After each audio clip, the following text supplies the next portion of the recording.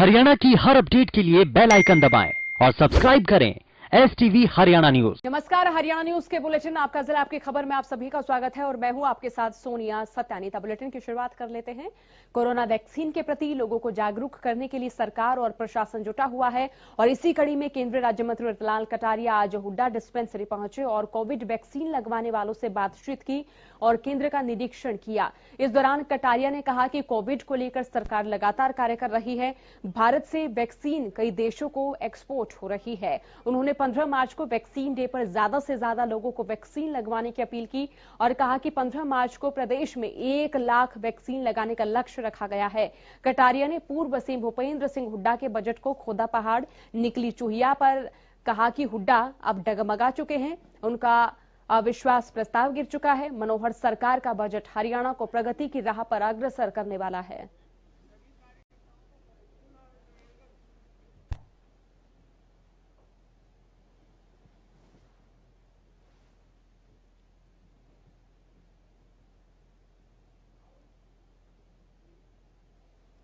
वहीं हरियाणा के बजट पर सरकार के मंत्री से लेकर विपक्ष तक लगातार अपना रिएक्शन दे रहे हैं। कैबिनेट मंत्री बनवारी लाल रेवाड़ी के दौरे पर रहे, जहां उन्होंने बजट को लेकर कई बड़ी बातें कही। बजट की तारीफ करते हुए बनवारी लाल ने कहा कि इसमें हर वर्ग का ध्यान रखा गया। बजट में स्वास्थ्य, कृषि और प्रदेश के विकास को ज्यादा महत्वता दी गई है। इसके साथ ही उन्होंने कांग्रेस पर निशाना साधते हुए कहा कि अविश्वास प्रस्ताव से कांग्रेस को सिर्फ निराशा हाथ लगी है।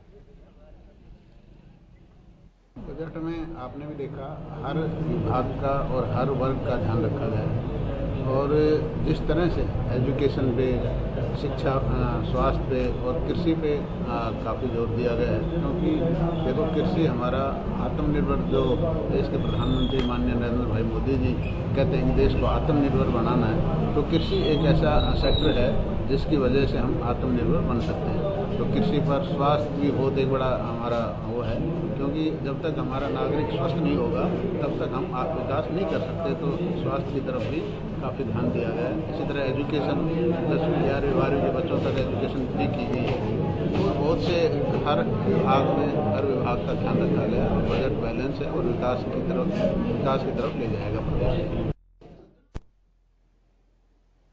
और वहीं विधानसभा के बजट सत्र के दौरान महंगाई के खिलाफ कांग्रेस के विरोध प्रदर्शन में महिला विधायकों के ट्रैक्टर खींचने का मामला तूल पकड़ता जा रहा है। मामले में हरियाणा राज्य महिला आयोग ने विधानसभा में नेता प्रतिपक्ष भूपेंद्र सिंह हुड्डा को नोटिस भेजा है। आयोग ने हुड्डा से पूरे मामले में 3 दिन में स्पष्टीकरण मांगा है।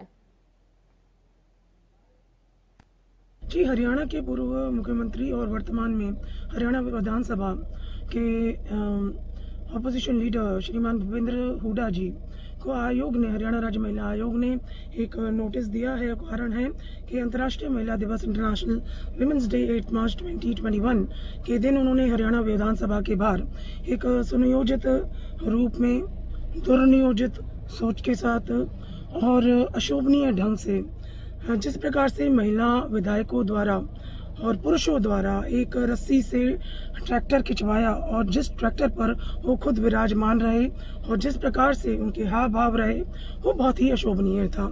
ये एक बहुत ही नकारात्मक कानून का उल्लंघन उन्होंने किया, जिसके तहत हरियाणा राज्य महिला आयोग ने संज्ञान लेते हुए we have written and we have taken a suo motu and written to him why action should not be taken against him under the relevant provisions of Indian Penal Code as well as Prevention of Sexual Harassment of Women at Workplace Act 2013 within 3 days. किसानों का आंदोलन 108 दिनों से लगातार जारी है। कृषि कानूनों पर मांगे न मानी जाने पर किसानों ने अब बीजेपी और जेजेपी के नेताओं का गांव में आना बैन कर दिया है और वहीं बीजेपी और जेजेपी नेताओं का कहीं भी कार्यक्रम नहीं होने दिया जा रहा। 3 तस्वीरें आपके सामने है। पहली तस्वीर कुरुक्षेत्र से है, जहां जेजेपी के राष्ट्रीय अध्यक्ष अजय चौटाला के जन्मदिवस का कार्यक्रम था। इस दौरान भाकियू कार्यकर्ताओं ने आयोजन स्थल पर पहुंचकर जमकर विरोध किया। दूसरी तस्वीर झज्जर की है, जहां किसान संगठनों और खापों ने बीजेपी जेजेपी के नेताओं के कार्यक्रम का विरोध किया। वहीं तीसरी तस्वीर करनाल से है, जहां निसिंग के गौशाला में विधायक धर्मपाल गौंदर का कार्यक्रम था। यहां भी किसानों ने विरोध शुरू कर दिया, जिसके बाद गौशाला संचालकों को कार्यक्रम रद्द करना पड़ा।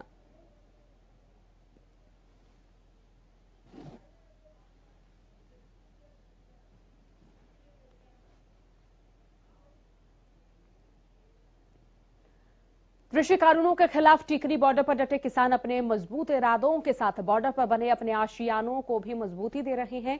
बहादुरगढ़ बाईपास पर सेक्टर 13 पर किसानों के लिए पक्के कमरे बनाए जा रहे हैं। दादरी के पातवास गांव की ओर से बनाए जा रहे कमरे पूरी तरह से पक्के मकान की तरह बनाए गए हैं, जो हर मौसम को बखूबी झेल सकते हैं। आंदोलन के दौरान लगाए गए टेंट आंधी की वजह से फट गए थे, जिसके बाद यहां पक्के ठिकाने बनाने का फैसला लिया गया है। किसानों का कहना है कि वो अपनी मांग को लेकर लंबी लड़ाई के लिए तैयार हैं। साथ ही उन्होंने चेतावनी देते हुए कहा कि वो कृषि कानून का समर्थन करने वाले नेताओं का भी विरोध करेंगे। ये मान जा तो बढ़िया है ना, किसान का तो क्यों हो गया, ये टेंट पार्ट के 10-15 करोड़ का भी नुकसान हो गया, पक्के बनाने लग गया। चाहे 10 साल में उठो, इतने हमारे मांग पूरी नहीं होती, इतना वापिस नहीं जानते, यो मन बना दिया। गांव से ईंटें लाए, इसको ना 20 बाई 15 का है जी। ये ऊपर इस पे हम छांद बोलते हैं अपने देसी, वो डालेंगे, गर्मी से भी बचाव कम हो जाएगा। पूरे गांव का इसमें योगदान है। इधर हम अपने कूलर का झरोखा छोड़ा है जी, कूलर लगाएंगे और जब तक कानून वापसी इतने हम घर वापस नहीं जाएंगे। फसल हमारे गांव में जो रह गए वो सब कटवाएंगे सब।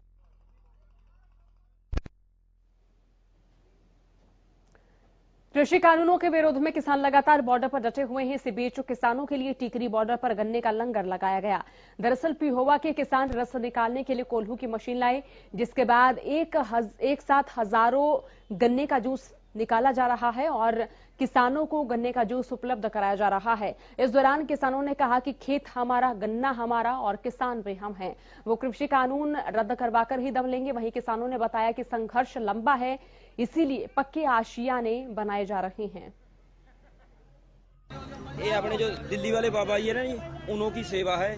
ये पेवे वाला बाबा है, उनके साथ सब काम इकट्ठे करते हैं। ये जो सारा सिस्टम है जी, उनका बीजा हुआ है। ये जो गन्ना है ना, ये चाहुट गन्ना है, इसीलिए ना ये इसका रंग काला है। इसमें मीठा ज्यादा है। इसमें अपने नींबू ते पुदीना ते काला नमक सारा कुछ इसमें डालकर ना इनकी सेवा करते हैं। क्योंकि गर्मी का मौसम आ गया ना, क्योंकि गर्मी में जो हमारे किसान हैं, इनको किसी तरह की भी कोई परेशानी ना आए, इसीलिए ना हमारे बाबा जी ने हमको कहते भी हम जहाँ सेवा करते हैं। जब से ये आंदोलन लगा है, हम जहाँ ही आए, हम घर पर नहीं गए।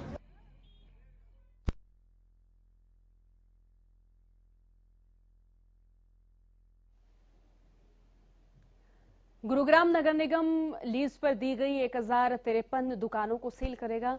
इसके लिए प्रदेश सरकार की ओर से एक पॉलिसी तैयार की जा रही है। हालांकि पहले भी इस बारे में एक पॉलिसी तैयार की गई थी, लेकिन इसमें कई तरह की खामियां होने के चलते इसे लागू नहीं किया जा सका। अब संशोधन के बाद ये लागू होगी और उसके बाद गुरुग्राम ही नहीं, प्रदेश की अन्य निकायों के अधीन सरकारी दुकानों को भी बेचा जा सकेगा।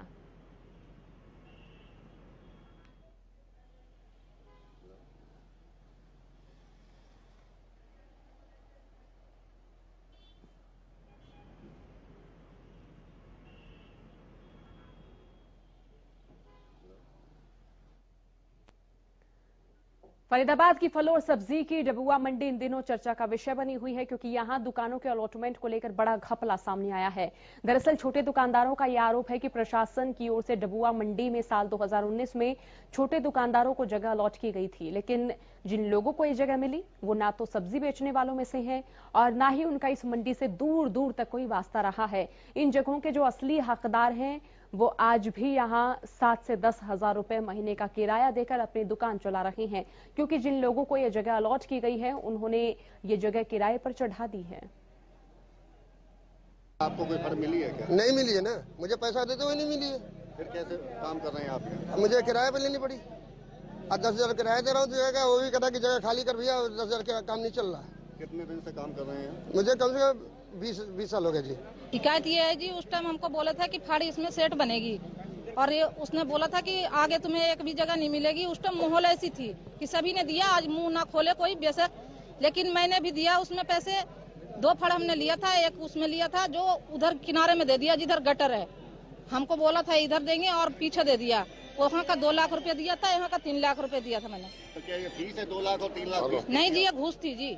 किसको दी थी? मैंने रोहतास को दिया जी। कौन है ये रोहतास? मंडी का ही है जी, आड़ती। क्या शिकायत आपने इसकी करी कहीं? क्या आपने रिश्वत मांगी? नहीं जी, कोई सुनता नहीं जी। तो हाँ, बड़े बड़े का नहीं सुनते, यहाँ धमकियाँ मिलती है मारने की और आप इतना बड़ा आरोप लगा रही हैं 5 लाख रुपए का, कोई सबूत आरोप है? नहीं लगा रहे, जो हम हकीकत है जी, हकीकत मंडी में पूरे को पता है कि हमने पैसे दिए हैं, झूठ नहीं बोल रहे हम, 1% झूठ, जो हकीकत है वही बात हमने बोले। तो क्या लगता है विधायक जी पहुँचे हैं आपके बीच में? अब देखिए ये क्या करेंगे, इंसाफ अगर चाहेंगे तो मिलेगा जरूर।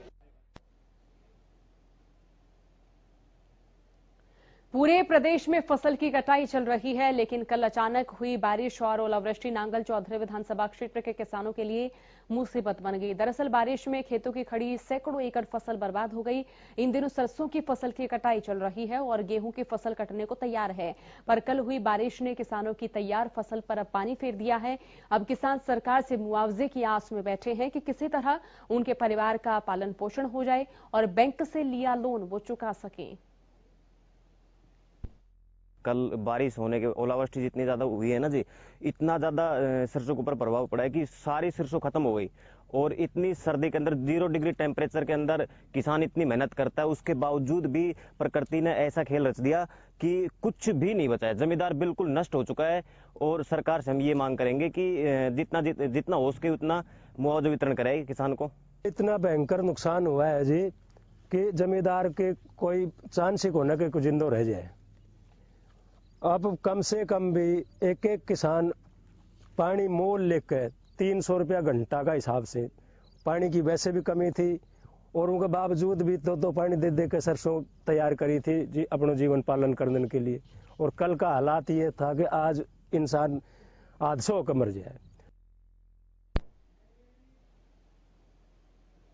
फरीदाबाद में बारिश के साथ तेज हवाओं की वजह से गेहूं की खड़ी फसल को भारी नुकसान हुआ है। खेतों में खड़ी फसल तेज हवा की वजह से गिर गई है, जिससे किसानों की मेहनत पर अब पानी फिर गया। अब किसान इस बात को लेकर चिंतित हैं कि महंगे दामों पर खाद और बीज खरीदकर ये फसल बोई थी, लेकिन कुदरत के कहर ने उनकी फसल को बर्बाद कर दिया है, तो उनका घर का खर्च कैसे चलेगा। किसान सरकार से उम्मीद लगा रहे हैं कि उनकी फसल को हुए नुकसान की भरपाई की जाए। खेत में काफी ज्यादा लागत आती है, यही उम्मीद लगाते हैं कि कुछ न कुछ गेहूं में उपजाऊ मिलेगी। फिर उसके बाद बारिश का मौसम हुआ, काफी ज्यादा नुकसान हो गया। ये आपके सामने देखो, ये नुकसान हुआ पड़ा है काफी ज्यादा।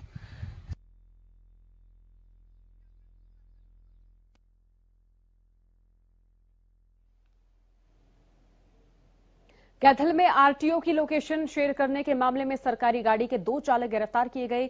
बताया जा रहा है कि 20 जनवरी की रात को आरटीओ की गाड़ी कैथल जींद हाईवे पर ओवरलोड वाहनों की चेकिंग कर रही थी और इसी दौरान एक बाइक सवार उनकी गाड़ी का पीछा कर उनकी लोकेशन को शेयर कर रहा था। शक होने पर चेकिंग की टीम ने युवक को काबू किया था और जांच के दौरान पता लगा था कि वो मोबाइल के जरिए ओवरलोड वाहनों के चालकों को आरटीओ की टीम की लोकेशन शेयर कर रहा था, ताकि ओवरलोड वाहन दूसरे रास्तों से निकल सके। इस मामले में 6 अन्य आरोपी पहले ही गिरफ्तार किए जा चुके हैं। जो लोग मोबाइल के जरिए आरटीओ की गाड़ी की लोकेशन देते थे, उनमें से कुछ लोग पकड़े गए, जिनके मोबाइलों के सीडीआर मिलान से जो है नहीं, वो ड्राइवरों के भी नाम आगे बीच में। 2 ड्राइवर गिरफ्तार किए थे परसों, तो एक दिन के पुलिस रिमांड पे थे। आज उनको अदालत में पेश करके ने जुडिशल में छोड़ दिया। ये इन्होंने एक ग्रुप बनाया था, अपना ग्रुप, मोबाइल के जरिए लोकेशन, जो सिर्फ आरटीओ गाड़ी की लोकेशन देता था। वो एक आदमी उसका पीछा करता रहता, गाड़ी का जिस भी साइड में गाड़ी जाती थी उसकी लोकेशन देते थे और अपनी जो लोडिंग की गाड़ियाँ होती थी उनको साइड में लगवा देते थे। वही बात होगी। कोरोना के बढ़ते संक्रमण को लेकर यमुनानगर जिला प्रशासन ने कोरोना के खिलाफ जंग शुरू कर दी। इसके तहत घर घर जाकर अब लोगों को कोरोना वैक्सीन के प्रति जागरूक किया जाएगा। साथ ही 15 मार्च को वैक्सीन डे मनाया जाएगा, जिसके लिए जिले में 50 सरकारी सेंटर और 20 निजी केंद्रों पर वैक्सीन लगाई जाएगी। सरकारी में ये वैक्सीनेशन फ्री में होगा, लेकिन निजी अस्पतालों में 250 प्रति व्यक्ति शुल्क लिया जाएगा। अब तक 21,000 लोगों को वैक्सीन लग चुकी है। प्रशासन की ओर से चलाए जा रहे इस अभियान का पार्षदों ने भी समर्थन और सराहना की है। पार्षदों ने भी कहा है कि हम लोगों को कोरोना वैक्सीन के प्रति जागरूक करेंगे। आज एक ये मीटिंग कॉल की गई थी डिस्ट्रिक्ट एडमिनिस्ट्रेशन द्वारा डिफरेंट स्टेक होल्डर्स की, जो हमारे इलेक्टेड रिप्रेजेंटेटिव्स हैं, हमारे सोशल इंस्टीट्यूशंस हैं और जो हमारे कम्युनिटी लीडर्स हैं विभिन्न क्षेत्र में, उन सब का सहयोग एनलिस्ट करने के लिए डीसी मैंने और एसपी साहब और सिविल सर्जन साहब ने मेयर साहब के प्रेजेंस में एक ही मीटिंग कॉल करी ताकि इसका मैक्सिमम प्रचार प्रसार किया जा सके, लोगों को इसके बारे में बताया जा सके कि वैक्सीनेशन ड्राइव पूरे फुल स्विंग में चल रहा है। इसके बारे में जो भ्रांति है उस पर बिल्कुल भी विश्वास ना करें। वैक्सीन पूर्णतः सेफ है, हमारे इंडिजिनसली डेवलप्ड है हमारे यहाँ पे कंट्री के अंदर, और यमुनानगर जिले में भी लगभग 21,000 के आसपास लोग वैक्सीन लगवा चुके हैं। जो कोविड का जो इंजेक्शन सरकार द्वारा आज मीटिंग हुई है हमारे डीसी कार्यालय 203 नंबर कमरा में, इसके लिए सभी जो 60 अबव है उनको जागृत किया जाएगा, क्योंकि जनहित को देखते हुए ये अच्छा कदम है। इसके लिए हम वार्ड में जाएंगे और भी जो हमारे संपर्क में पर्सनल रिलेशन में होंगे उनको भी जागृत करेंगे ताकि इस इंजेक्शन को लें और आने वाली इस भयंकर बीमारी से बचें। मगर कुछ नेगेटिविटी इसके बारे में काफ़ी भ्रमित है, जैसा कि कुछ लोगों को लगता है उसका नेगेटिव होता है, मगर उसके लिए भी हम जागृत करेंगे जैसा हमको यहाँ पे मार्गदर्शन दिया है। देश और प्रदेश में कोरोना के बढ़ते मामलों के बीच अब पुलिस ने मास्क न पहनने वालों पर नकेल कसनी शुरू कर दी है। भिवानी पुलिस ने शनिवार को बिना मास्क के गाड़ी चलाने वाले लोगों के चालान काटने का विशेष अभियान चलाया। इस दौरान पुलिस ने मास्क न लगाने वाले लोगों के चालान किए, साथ ही लोगों को मास्क पहनने के लिए जागरूक भी किया ताकि लोग मास्क लगाकर ही बाहर निकलें और कोरोना को फैलने से रोका जा सके।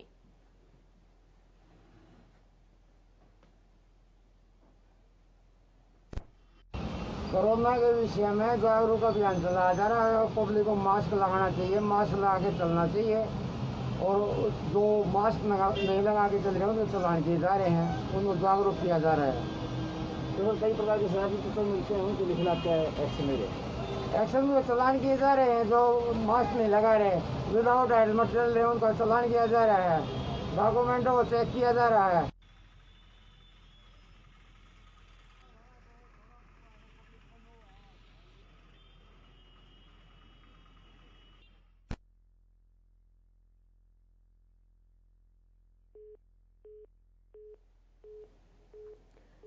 फतेहाबाद की अनाज मंडी में नेशनल वुशु चैंपियनशिप का आयोजन किया जा रहा है।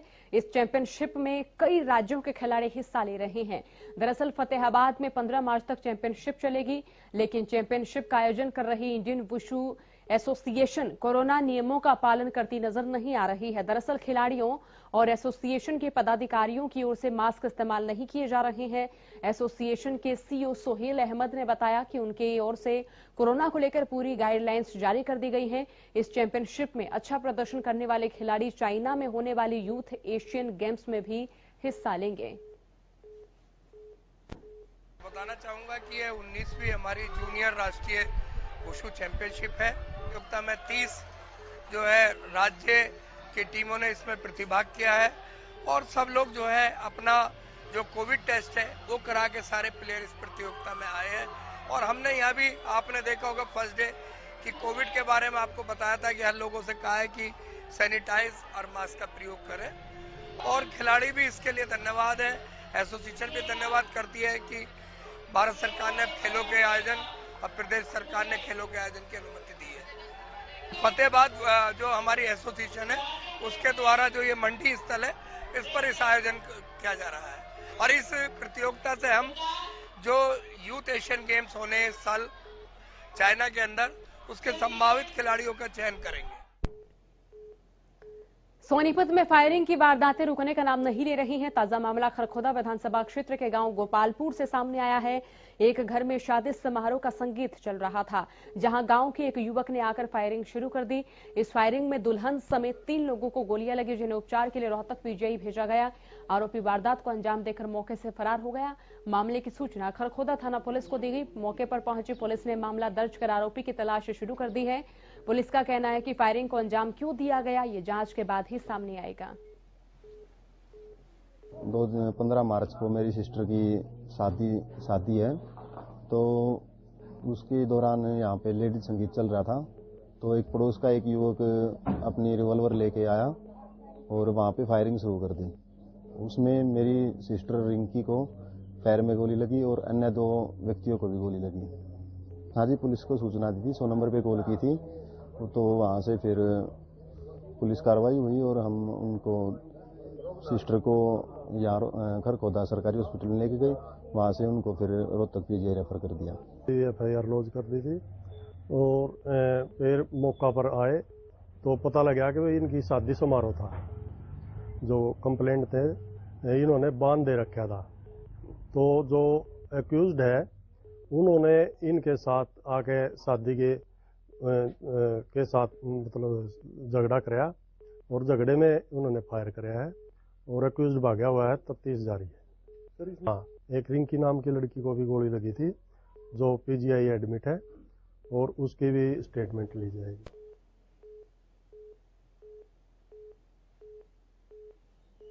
कुरुक्षेत्र के पाडलू गांव के मारकंडा नदी में बम के पुराने शेल मिलने से हड़कंप मच गया, जिसके बाद पुलिस को मामले की जानकारी दी गई। पुलिस अधिकारियों ने मौके पर पहुंचकर इलाके को सील कर दिया।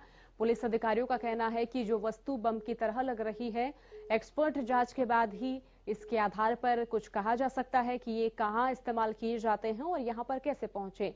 बता दें कि कुरुक्षेत्र के शाहबाद में मिले शेल को डिफ्यूज करते हुए एक शेल में ब्लास्ट हो गया, जबकि दूसरे शेल को पुलिस ने कब्जे में ले लिया और जिस वक्त ये ब्लास्ट हुआ उस समय बम के आसपास कोई नहीं था। अभी आज हमें यहाँ के स्थानीय लोगों ने इन्फॉर्मेशन दी थी कि मारकंडा जो नदी है उसके अंदर ऐसे बम नुमा वस्तु है, और अभी आगे हमने देखी है तो अपने एक्सपीरियंस के हिसाब से कुछ ऐसा लग रहा है कि ये बम नुमा वस्तु है। और अभी हम बम डिस्पोजल टीम से भी संपर्क किया है, उनसे भी संपर्क करके उनको भी अभी जानकारी दे दी गई है। और कुछ स्थानीय लोगों का कहना है कि साथ में एरिया जो मारकंडा का एरिया ये अम्बाला क्षेत्र में पड़ता है, वहाँ के SHOs को भी हमने इंफॉर्मेशन दे दी है और जैसे भी होगी उसके अकॉर्डिंगली कार्रवाई। मैंने जब देखा है तभी ये आए हैं और उसके साथ साथ हमने जो देखा है उसी ये काफ़ी जंग लगी हुई है और काफ़ी पुरानी है और अपने हिसाब से मतलब अभी उस अवस्था में नहीं है कि एक। प्रदेश में दिन प्रतिदिन लूटपाट के मामले बढ़ते जा रहे हैं। मामले साफ तौर पर पुलिस के सुस्त रवैये को दिखाते हैं। ताजा मामला बल्लभगढ़ से सामने आया है, जहां एक स्कूल कर्मचारी करीब 4,82,000 की रकम लेकर जा रहा था, लेकिन बीच में गली में बाइक सवार लुटेरों ने गाड़ी को रोककर और कर्मचारी की आंखों में मिर्ची डालकर पैसों से भरा बैग छीन लिया और मौके से फरार हो गए। फिलहाल पुलिस ने मामला दर्ज कर मामले में कार्रवाई शुरू कर दी है। ये एक बलराम नाम का व्यक्ति था जो स्कूल में ड्राइवर था। वो बैंक ऑफ इंडिया से पैसे स्कूल की पेमेंट लेके निकला था बैंक से। तो पीछे कॉलोनी में जाके वहाँ पे 2 अज्ञात व्यक्तियों ने बाइक लगा के और 4,82,000 रुपये आंखों में मिर्च डाल के लूट लिए। किन लोगों के खिलाफ अभी तक अज्ञात व्यक्तियों के खिलाफ है। इसमें CCTV फुटेज हमने ली है। जो शक के दायरे में है मोटरसाइकिल, कुछ मोटरसाइकिल, उनकी पहचान कर रहे हैं। जल्द से जल्द पहचान करके इसमें गिरफ्तार किया जाएगा। मैं बैंक ऑफ इंडिया से पैसे लेकर आ रहा हूँ वहाँ से 4,80,000 कॉलोनी में आ जाए रास्ते में घर कॉलोनी में। हाँ, पीछे से 2 लड़के आए बाइक पे, मोटरसाइकिल पे ढाटर लगा रखा था। कौन सी बाइक थी? स्प्लेंडर जी। हाँ, उन्होंने मोटरसाइकिल आगे लगा दी। उनका चाकू भी था, उन्हें शीशे खुलवाया, मैंने शीशा उतार तोड़ दिया। उनमें एक दिन मिर्च लेके मेरे आंखों में मारी, सिर पे पूरी मिर्च।